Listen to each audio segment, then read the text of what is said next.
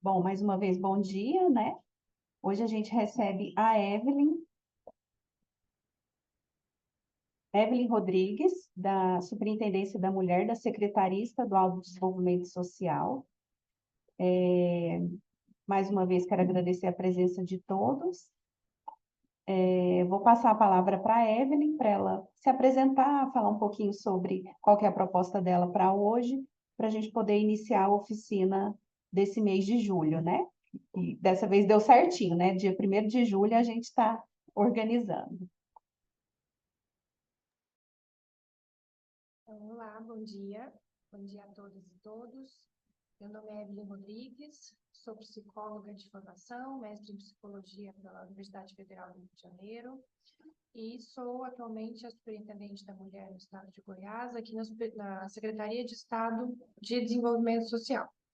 E aí, Daniela, eu queria pedir licença, entendendo que a gente tem aí até às 11 horas, que nós temos 15 participantes na sala, eu queria conhecê-los também antes de eu começar a falar, para eu entender de onde a gente parte. Seria possível fazer esse convite?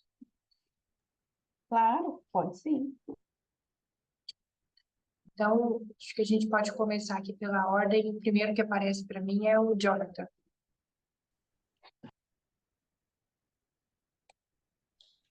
Oi, bom dia. Bom dia. Então, eu fiz o convite para que vocês se apresentem, né? Para eu conhecê-los um pouquinho. Eu sou secretário do Juizado de Violência de Aparecida de Goiânia, da UPJ. Estamos aqui para aprender, né? Ter mais conhecimento aqui das questões. Ótimo, obrigada. Ismênia? É, eu estou lotada, né? Meu nome é Ismênia, estou lotada na UPJ de Violência Doméstica, Só um minutinho. Vocês estão me ouvindo? Ah, Tá. tá. Eu não verifiquei se o microfone estava ligado. Na UPJ de Violência Doméstica, da comarca de Goiânia, e tenho muito interesse nessa área, inclusive em desenvolver um trabalho, quando eu vi que teria oficina, um trabalho de mestrado na oitiva, né, na escuta às vítimas, trabalhando a justiça restaurativa no acolhimento dessas vítimas. Eu tenho interesse, então, quando eu vi sobre o assunto, eu falei, vou aprender mais um pouco. Ótimo, muito bom. Que seja uma manhã de muitos aprendizados para a gente. Obrigada pela presença, tá? Maurício?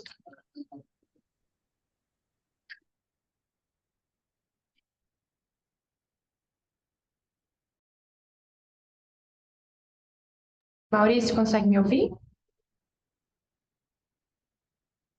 Eu acho que o seu microfone está desligado, Maurício.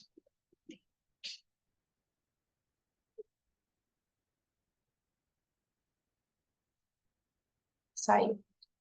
Daniele, seria a próxima aqui também. Bom dia, vocês me escutam? É sim. Meu nome é Daniele, eu sou estagiária aqui da Coordenadoria da Mulher, trabalho junto com a Daniele também, psicóloga, e estou aqui para acompanhar vocês. E a Daniele também. Ótimo, seja bem-vindo. Obrigada pela presença. Rodrigo?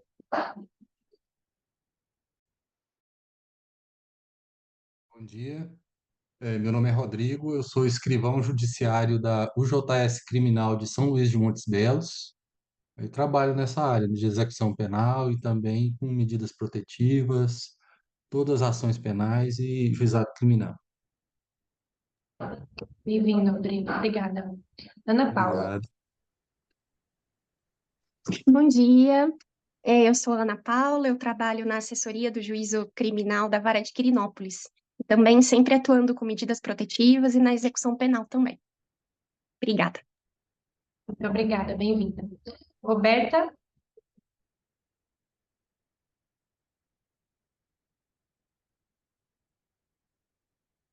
Roberta, pode se apresentar para a gente?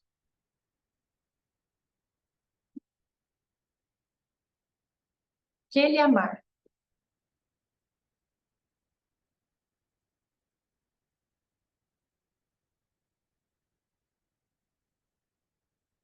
Próxima aqui seria Andréa Oliveira.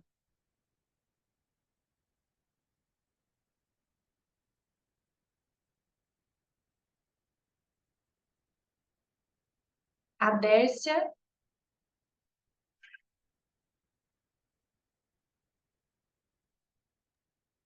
Algumas pessoas, Evelyn, tá com monitor ou tá sem microfone, que às vezes usa do próprio tribunal, e nem todos têm os equipamentos. Mas, de forma geral, todos são servidores do judiciário, pessoas do estado todo, né, do interior também, né, e daqui da capital, e trabalham na área de violência doméstica de alguma forma, né, ou na vara criminal, né? Então, são pessoas que trabalham nos processos relacionados à violência doméstica aqui no estado de Goiás, do Judiciário. Então, fiquem à vontade para abrir o microfone e se apresentar a qualquer momento, tá? Eu vou dar continuidade aqui, porque eu entendi que quem está com o microfone e com a câmera desligada, porque realmente está sem o equipamento, né? Bom, então, eu queria conhecê-los para entender como que nós temos conseguido trabalhar em rede.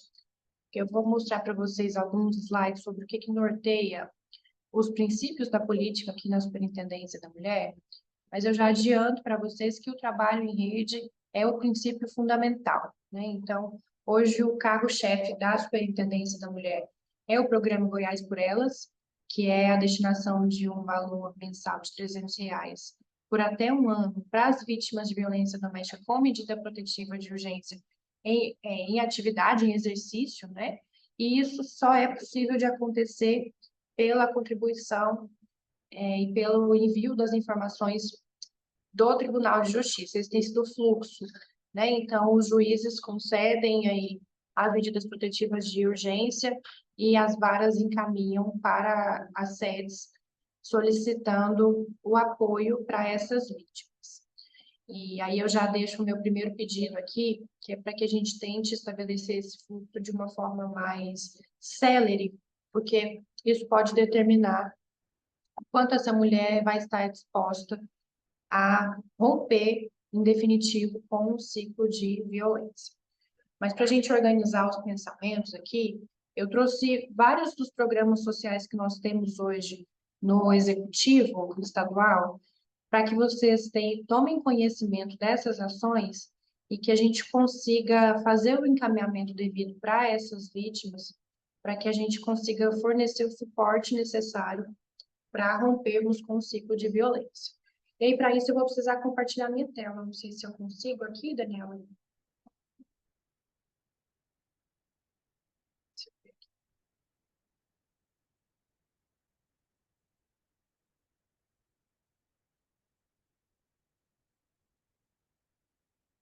Pronto. Conseguem ver?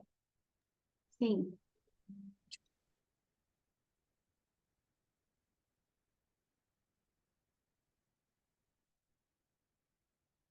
Bom, então, para quem chegou depois que eu já tinha iniciado a minha fala, vou me apresentar novamente. Meu nome é Evelyn Rodrigues, sou superintendente da mulher no estado de Goiás, aqui na Secretaria de Estado de Desenvolvimento Social. Minha formação é psicologia e tenho também mestrado em psicologia pela Universidade Federal do Rio de Janeiro. Hoje, a nossa atuação aqui na superintendência, ela compreende que o trabalho precisa ser transversalizado por diversos outros atores, né? Porque ninguém faz nada sozinho.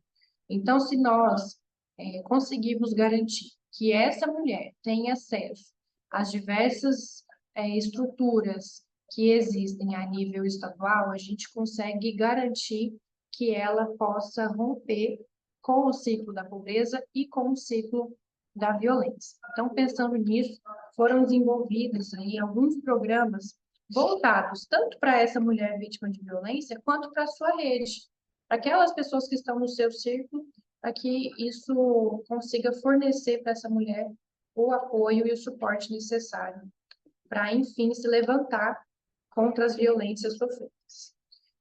Então, eu vou apresentar em seguida algumas iniciativas que vão promover o rompimento com o ciclo da pobreza.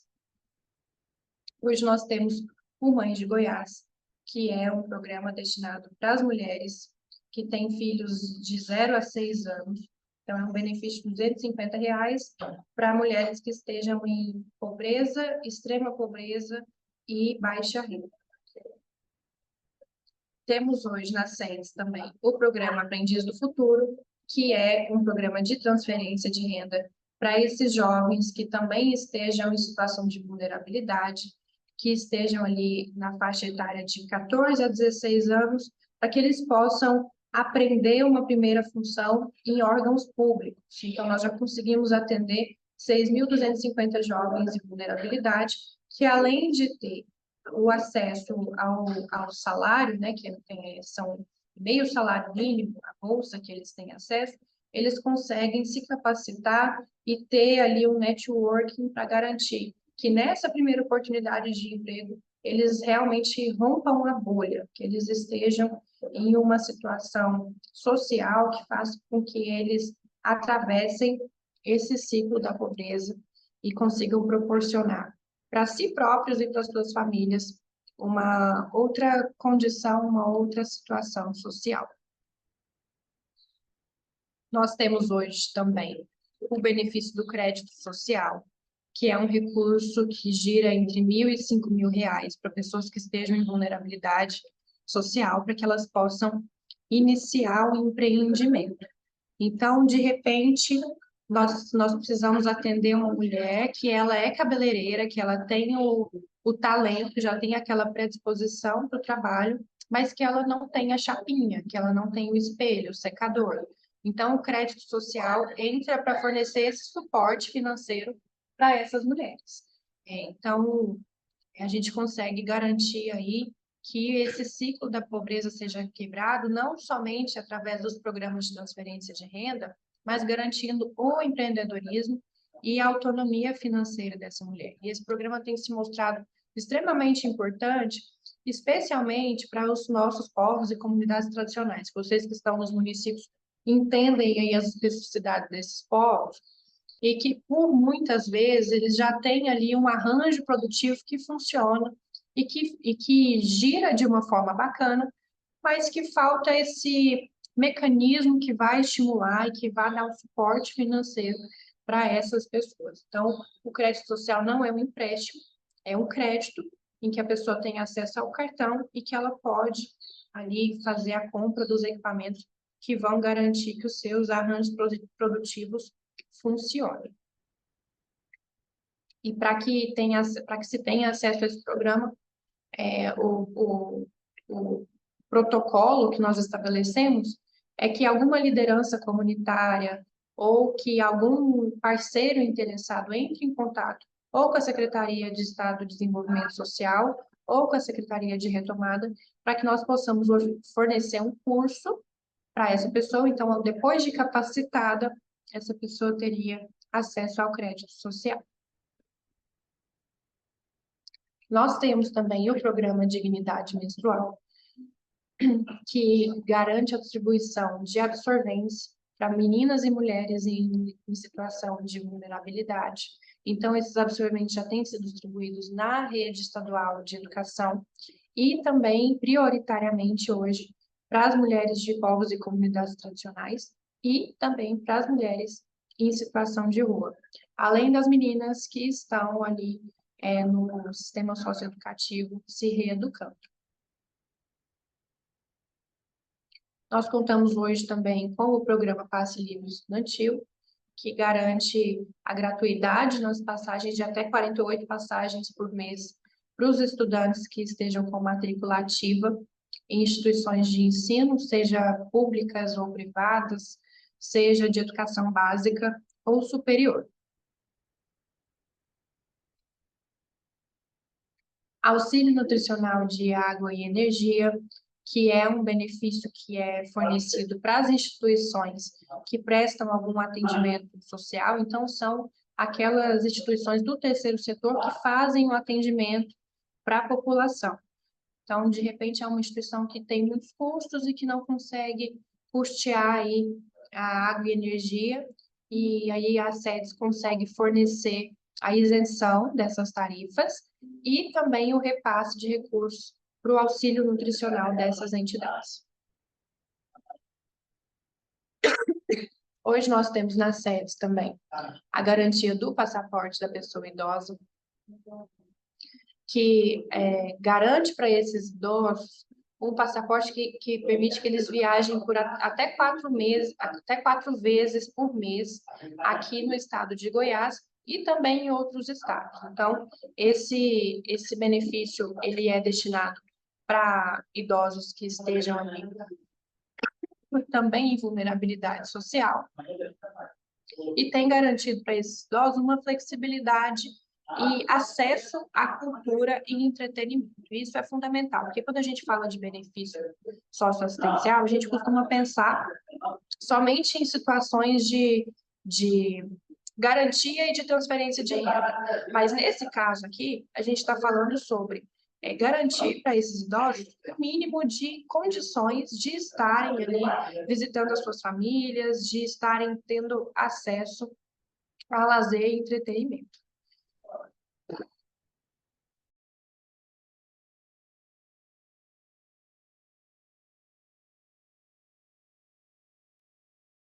Eu acho que a Evelyn caiu, a chamada dela. Só um minutinho, tá?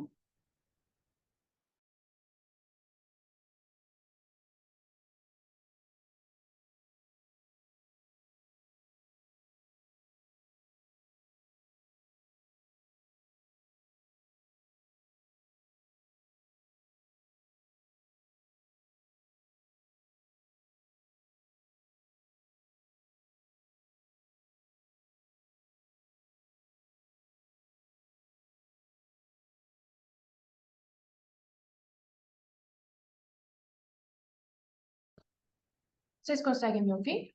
Apertei um botão errado aqui, acho que caiu a ligação. Voltou? Consegue me ouvir? Agora Ótimo. vou. Vou compartilhar novamente a tela.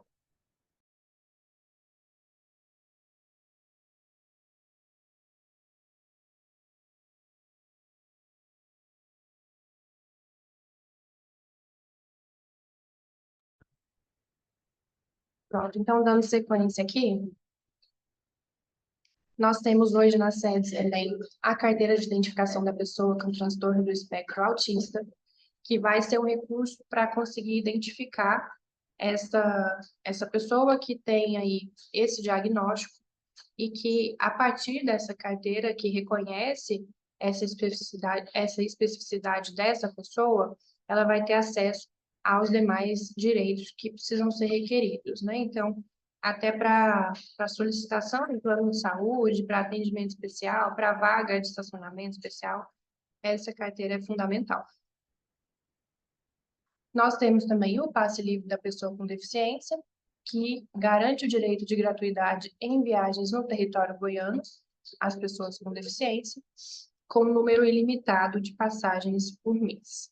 E aí, em todos esses slides, tem os critérios, né? Se vocês precisarem, depois eu posso compartilhar esse documento, porque essas informações são fundamentais tanto para as pessoas que nós atendemos, quanto para o nosso círculo, né? Então, esse trabalho em rede que vai garantir que as pessoas tenham acesso a esses benefícios, a esses direitos, que nem sempre essa informação chega a quem mais precisa. E aí eu já faço um destaque aqui sobre a necessidade de nós informarmos em todas as nossas comunicações com a população, com os cidadãos, a necessidade de ter o CAD único atualizado.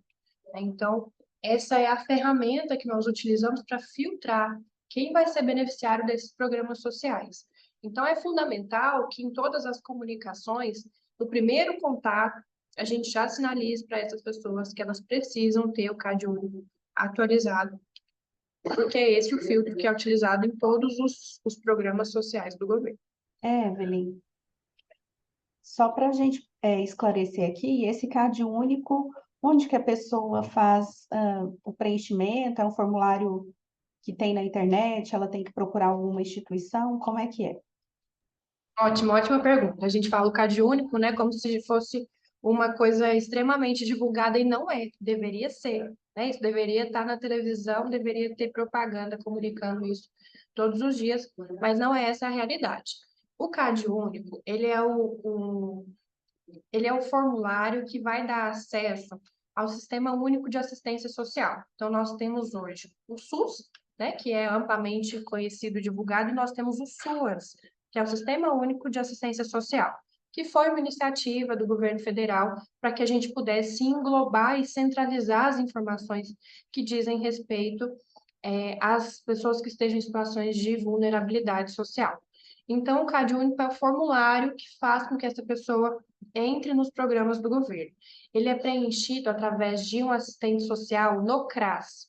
Então, nos CRAS e CREAS dos municípios, eles vão ter profissionais que vão fazer esse estudo psicossocial e essa análise psicossocial de cada família e entender qual que é o perfil socioeconômico dessas pessoas.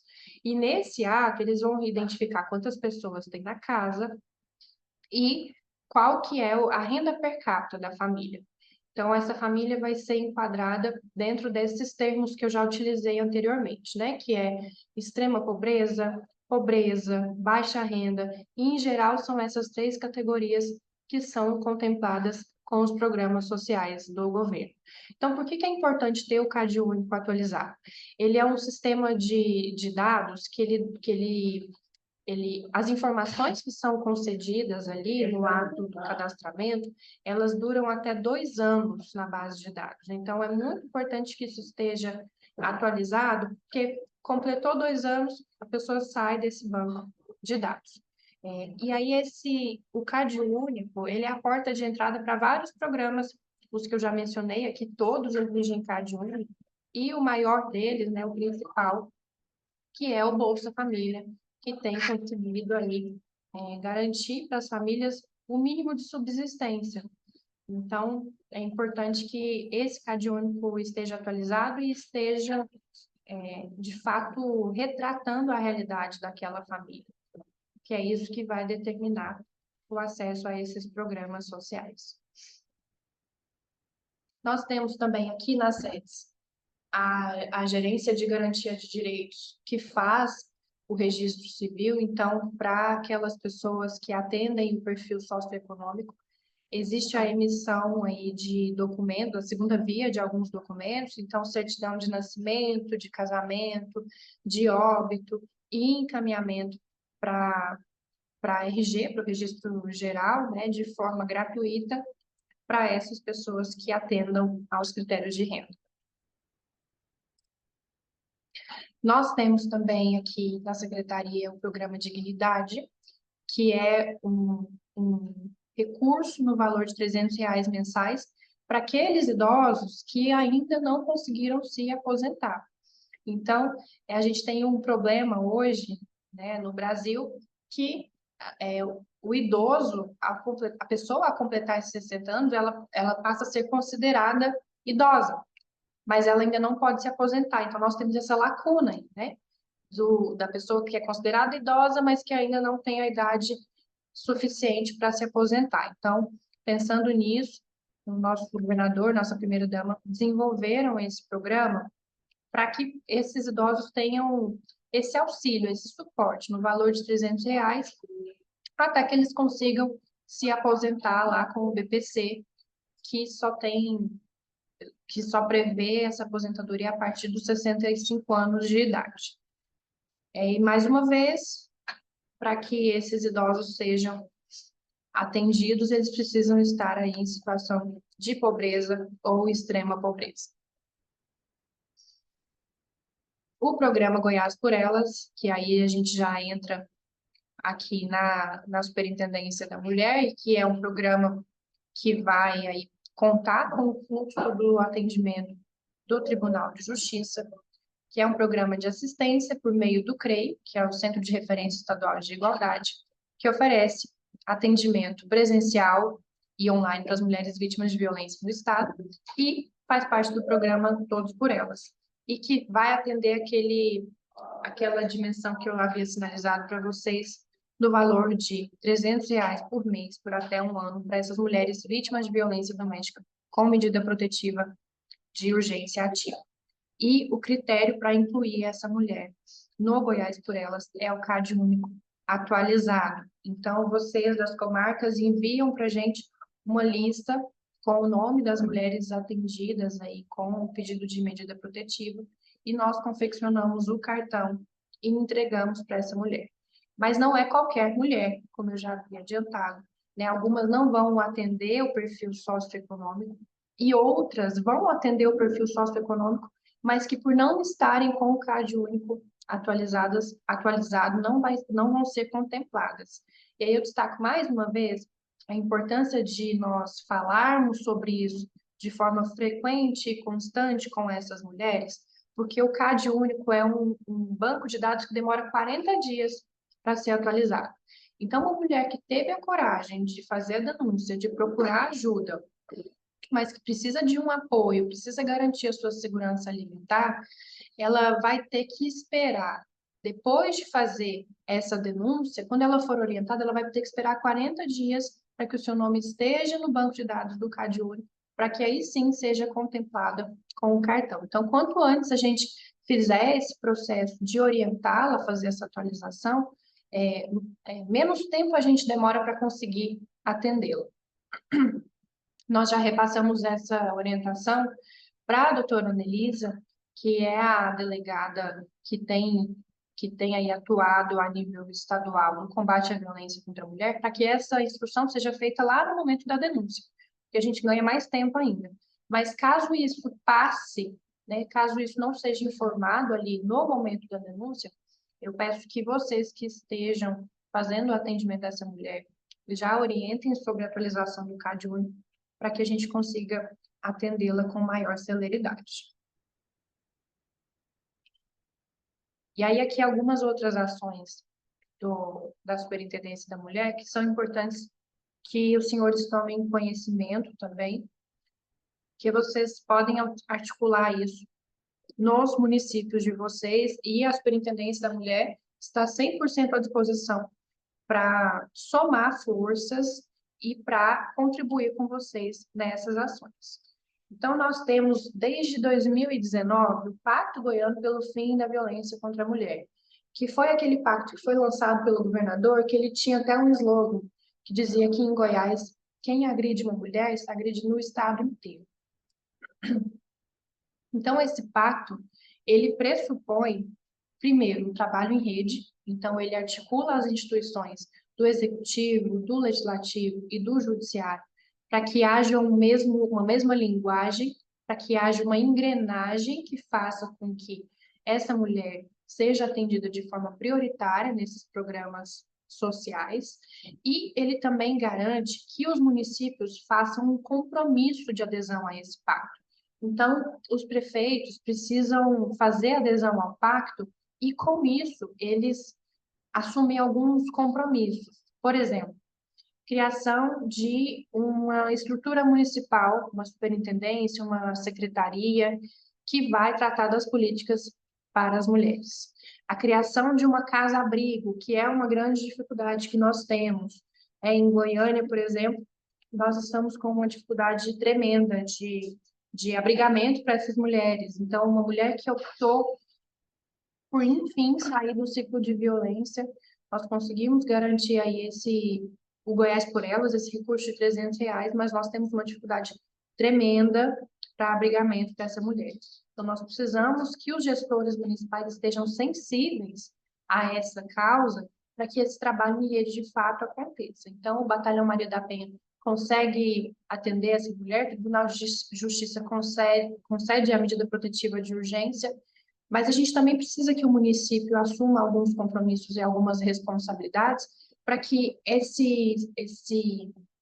engrenagem ela funcione de uma forma muito estruturada e que a gente não falhe, para que não haja uma falha no atendimento a essa mulher. Então, para isso, nós fazemos aqui alguns mutirões e algumas visitas aos municípios, cobrando que os gestores municipais façam a adesão ao Pacto Goiano pelo Fim da Violência contra as Mulheres e que, com isso, assumam o compromisso de investir recursos, porque política pública se faz com recurso, então, no investimento de recursos para combater a violência contra a mulher. Nós temos hoje também o protocolo Todos por Elas, que está vinculado ao Pacto Goiano, que é aquele que, nos estabelecimentos comerciais, estimula-se que haja uma pessoa capacitada para receber essas denúncias, para acolher essas mulheres que são vítimas de violência doméstica e familiar. E ele foi uma resposta àquela denúncia que aconteceu lá com o Daniel Alves, né, que o estabelecimento teve um protocolo e que o estabelecimento soube acolher aquela vítima e que isso garantiu que ela fosse atendida de uma forma correta. Então, isso estimulou que nós também criássemos um protocolo para que os estabelecimentos comerciais pudessem responder essas denúncias de uma forma célere. Então, o lema do protocolo é não calar, denunciar e salvar vidas.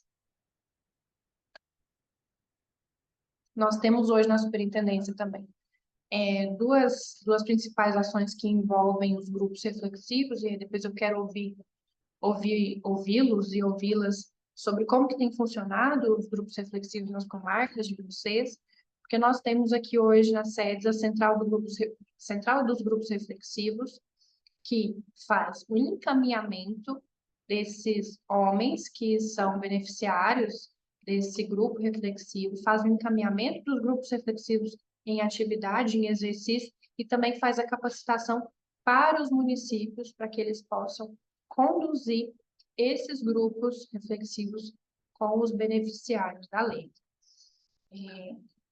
Então, além dessa capacitação, desse encaminhamento para os demais grupos reflexivos, nós estamos aqui na sede também já nos organizando para retomar os grupos reflexivos com os autores, porque houve um intervalo, houve uma pausa na implementação desses grupos por um entendimento do CNJ, sobre qual que seria a atribuição do executivo, qual que é a atribuição do judiciário, mas entendendo que se nós não desempenharmos essa função neste momento, a gente acaba se deparando com um déficit, com um prejuízo na implementação desses grupos, porque os municípios dificilmente têm efetivo para conseguir implementar esses grupos. Então, nós estamos aí empreendendo esforços para fazer com que esses grupos voltem a acontecer. E tem uma informação muito interessante aqui na implementação desses grupos, é sobre a reincidência. Então, quando a gente fala sobre denúncia, sobre garantir que a segurança dessa mulher aconteça através das medidas protetivas de urgência, a gente também deve se preocupar, enquanto agentes sociais, sobre qual vai ser o destino desse homem. Esse homem, ele vai precisar ser ressocializado porque ele vai ter outros relacionamentos. Ainda que aquele primeiro relacionamento tenha o vínculo rompido, ele vai precisar se ressocializar para que ele não reproduza novamente essas violências, tanto com futuras parceiras quanto com a sua família, né? Esse homem tem filhos, esse homem vai ali fazer parte de um novo ciclo social, e o grupo reflexivo tem esse entendimento. E a gente percebe que é, de fato, uma política muito efetiva, porque a taxa de reincidência desses autores, após passarem pelo grupo flexível, é baixíssima. Nós temos hoje um número de 3% somente de reincidência. Então, Goiás foi o estado, no ano de 2023, que mais implementou os grupos reflexivos, e nós avaliamos isso como algo muito positivo, porque diz de uma mudança de cultura, né? Esses homens foram ensinados a sentirem, a expressarem as suas emoções de uma maneira muito controversa. Então, o grupo reflexivo é uma oportunidade de eles avaliarem novamente esse curso da sua vida pessoal. Então, é de fato uma política bem interessante.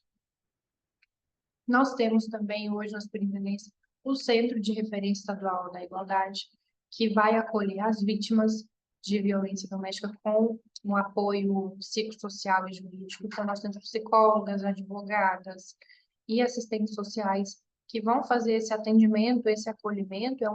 A gente pode chamar de uma psicoterapia breve, para que essa mulher consiga se organizar, olhar para suas questões, fazer ali um inventário do que fica após essa denúncia, do que continua após essa denúncia, e retomar os seus projetos pessoais e profissionais. Então, também é uma política bastante interessante que vai promover o fortalecimento e o acolhimento dessas vítimas. Bom, então, todas essas ações, elas estão aí no pacote do governo do Goiás Social, e, mais uma vez, nós, da Superintendência da Mulher, nos colocamos à disposição para que a gente possa construir essas políticas em conjunto. Entendo que em muitos dos municípios que estão aqui representados, ainda há um déficit a nível executivo municipal sobre essas políticas, então, considerando a necessidade desse trabalho em rede, nós nos colocamos à disposição para articular, quem sabe, com o judiciário e o executivo juntos, para articular para que essas políticas, de fato, sejam implementadas nos municípios. Muito bom, Evelyn. Acho que conhecer, né, os programas que o governo estadual ele tem, né, disponível para a população, eu acho que é importante, é um caminho, né, para a gente poder garantir os direitos, né, dessas pessoas que necessitam. E eu queria saber se tem como você deixar algum contato, pode ser aqui no chat, algum telefone, ou e-mail. Hoje em dia o WhatsApp eu acho que facilita muita coisa, né? Para, né, se alguém tiver alguma dúvida ali, né, se tem essa possibilidade.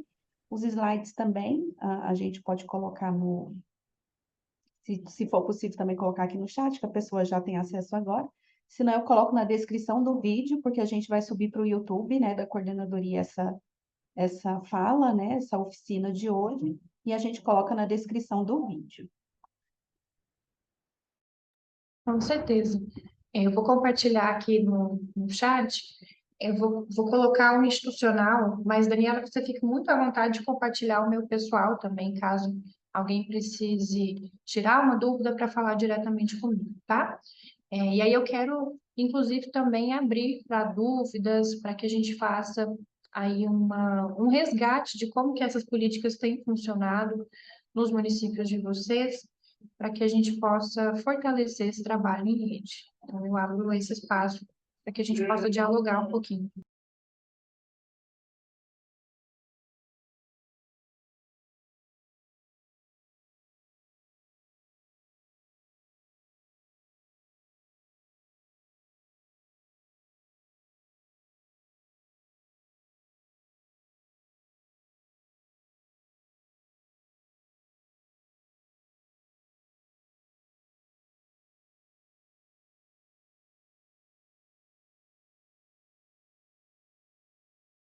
Bom, alguém? Alguma dúvida, contribuição, comentário?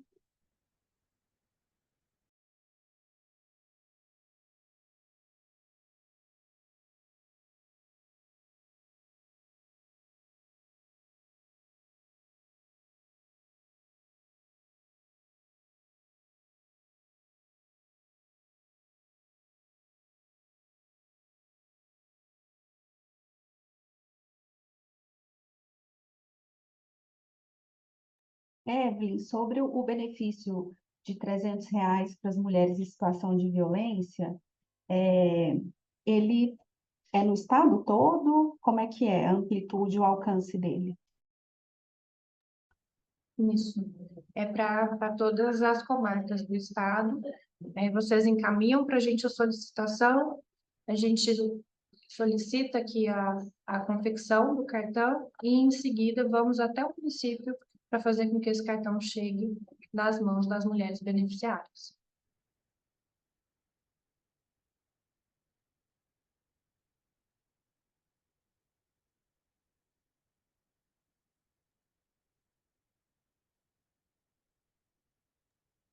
E aí, no caso, tem que ter o cadastro único atualizado, né, o CAD único, e tem algum outro formulário do benefício?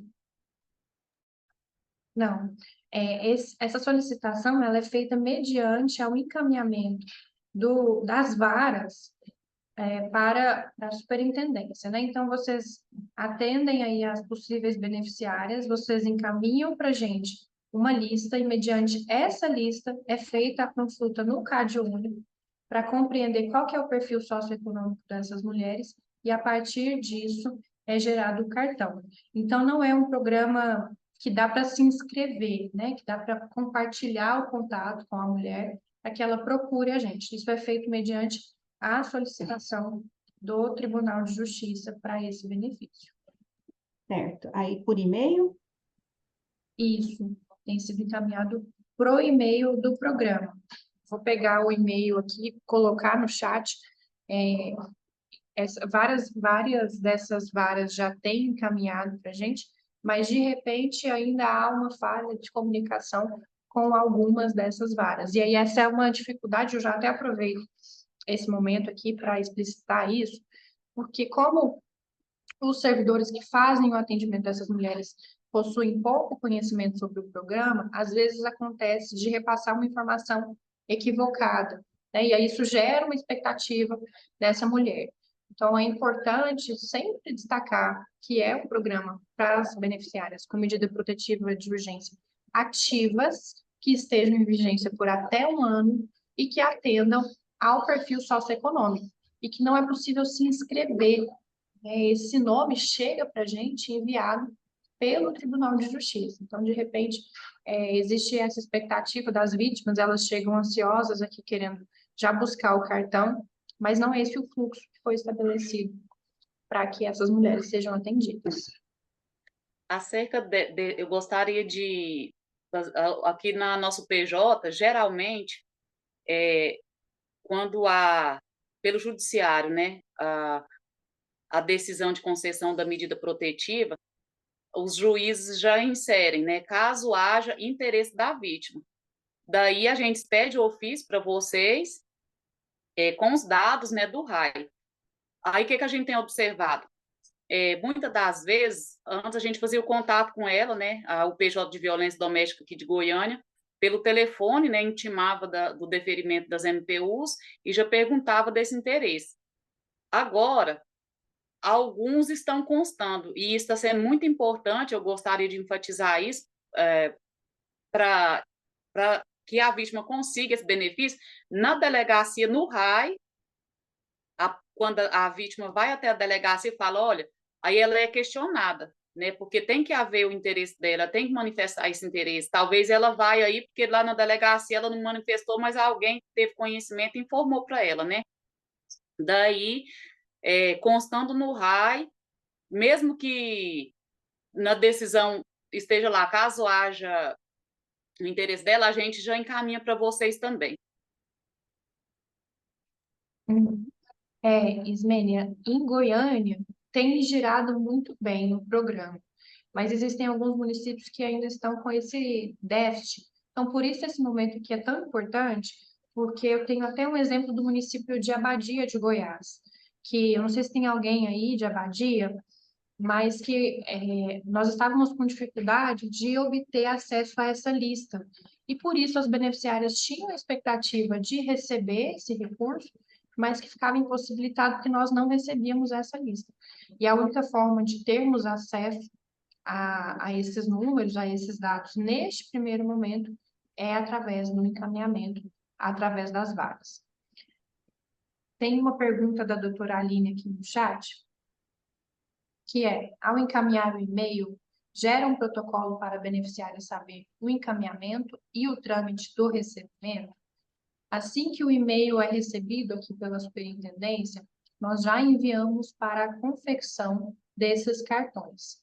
A beneficiária não tem acesso a um protocolo, porque o contato com ela, posteriormente a esse encaminhamento, vai acontecer com o município.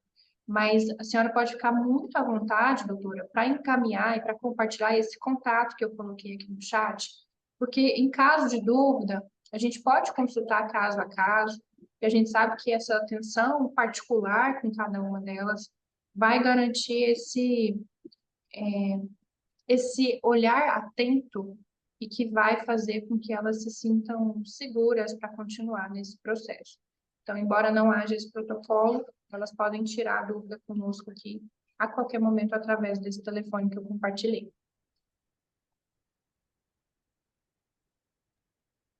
Ótimo, Evelyn.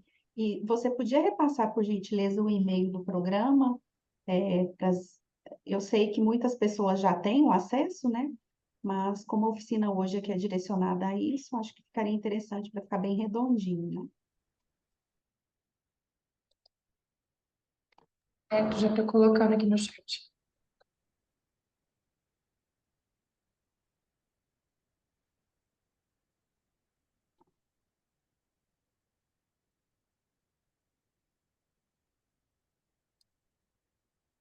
Pronto. Mais alguma questão?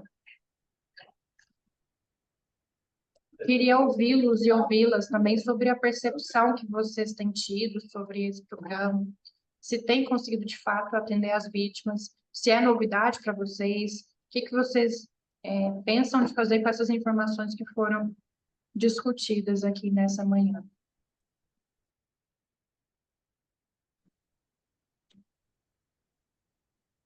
Bom dia, meu nome é Maurício, eu trabalho no primeiro juizado de violência doméstica de Aparecida de Goiânia, junto com o doutor Wander, sou assessor, e chega para nós da delegacia, né, a solicitação de medidas protetivas e juntamente vem um formulário, né, desse programa. Só que acontece muito de vir um formulário em branco. E aí tudo que foi passado para a gente hoje está tudo vinculado ao sistema único, né? Ao cadastro único, né? Que a pessoa tem direito ou não. E acontecia muito de vir em branco e a gente ficar em dúvida. Será que essa pessoa tem o direito, né, do benefício? Talvez vinha o formulário todo em branco, só assinado embaixo. E aí gerava a dúvida se deferia o benefício para ela ou não. Agora, pelo que foi passado, deu a entender que mesmo estando em branco, isso não influencia, né? Se ela tiver dentro do pré-requisito para ter o direito do benefício, ela vai ser deferido o benefício para ela, né? Então, eu acho que, mesmo estando em branco, ela assinando embaixo lá, pode deferir, então, esse pedido, né? Bom dia, Maurício. Obrigada pela sua contribuição. É isso mesmo. De repente, na delegacia, eles não conseguiram identificar. As delegacias da mulher, hoje elas estão com um problema bem significativo de déficit de pessoal, né? Então, de repente, não existe ali um assistente social que possa coletar essas informações e essas informações vão inválidas ou vão em branco. Então, a orientação para os senhores é que seja feito o encaminhamento dessas mulheres para a nossa base de dados, ainda que isso não esteja sinalizado, nesse caso de um formulário que vai em branco. Porque tendo esses dados aqui, nós fazemos a busca no CAD único e buscamos identificar se essa vítima atende ou não ao perfil psicossocial. Porque, de repente, pode ser apressado, em um primeiro momento, já excluir essa possível beneficiária, sendo que ela poderia atender os critérios, mas que isso não foi identificado no primeiro momento lá na delegacia. Então, essa orientação que eu passaria para vocês, para encaminhar, se houver dúvida, encaminha, que aqui a gente faz o filtro.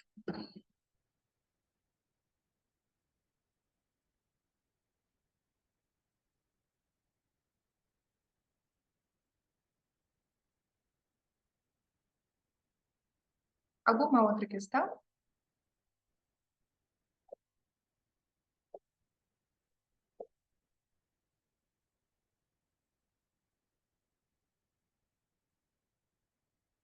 Bom, então, nesse caso, eu quero agradecê-los e agradecê-las pela presença, pela participação, por esse momento de escuta, de diálogo e, mais uma vez, me colocar à disposição para que a gente avalie nos municípios de vocês como que tem sido implementada essa rede. Que eu tenho certeza que muitos aqui têm alguns relatos sobre como esse atendimento foi bem feito quando passou por vocês, mas que acabou esbarrando em alguma estrutura externa, algo que estava ali fugindo do seu próprio controle e que esse atendimento foi impossibilitado. Então, contem comigo para que a gente possa avaliar uma resolução desse fluxo, uma resolução desse problema, para garantir o melhor atendimento possível para essas vítimas. Evelyn, tem uma dúvida da Larissa também. Quando dá certo o Goiás por Elas, vocês encaminham para a escrivania, que é, né, para a área do judiciário? Se tem essa devolutiva, né? Atualmente não, mas de repente a gente pode repensar esse fluxo, Porque nós recebemos os dados de vocês e nós encaminhamos para o município. Então, o fluxo é TJ, SEDES, município. Então, vocês, de fato, não têm essa devolutiva se ela foi contemplada ou não. Não sei se seria interessante, eu precisaria ouvi-los para entender se essa devolutiva para vocês é interessante. Mas caso a gente avalie que sim, nós podemos encaminhar de volta para as varas, para que vocês tomem conhecimento disso.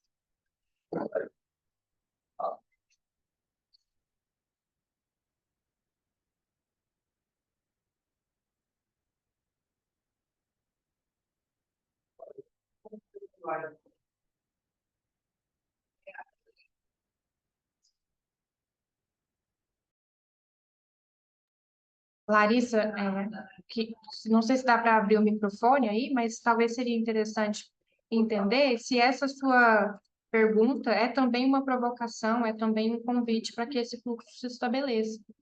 Porque se for, nós podemos sim avaliar a possibilidade de devolver para você essas informações.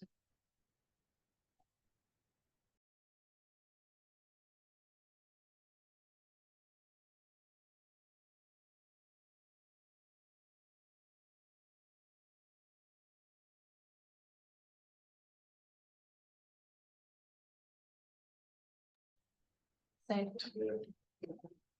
Então, considerando isso, eu vou repassar esse pedido para a equipe, para que quando os cartões forem enviados para os municípios com o nome das beneficiárias, vocês recebam uma cópia desse e-mail também, para ter essa devolutiva.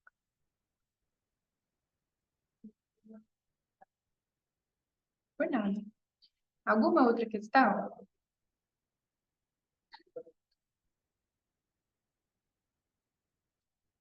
Bom, da minha parte, então, é isso. Não sei se a Daniela quer acrescentar alguma outra questão. E, mais uma vez, destacar que nós estamos à disposição. E agradecer pelo espaço, parabenizar pela iniciativa. Esses momentos são importantes porque a gente fala com quem está, de fato, atendendo, né? Então, nós temos um bom contato com a coordenadoria, mas esses atendimentos, eles são feitos pelos senhores e pelas senhoras. Então, poder ter esse espaço aqui realmente é muito produtivo.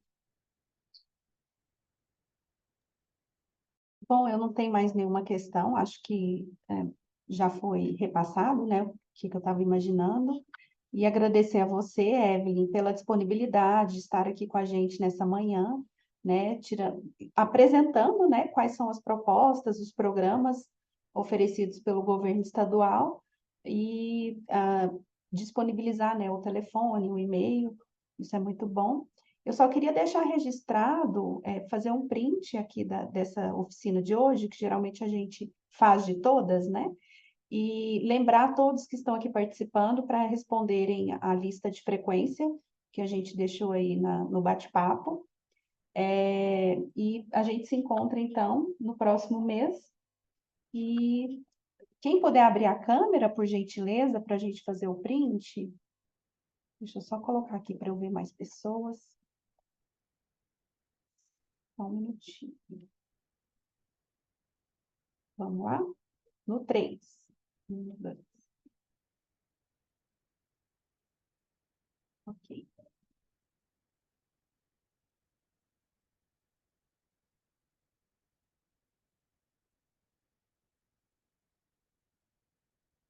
Então, muito obrigada a todos. Evelyn, mais uma vez, muito obrigada pela disponibilidade.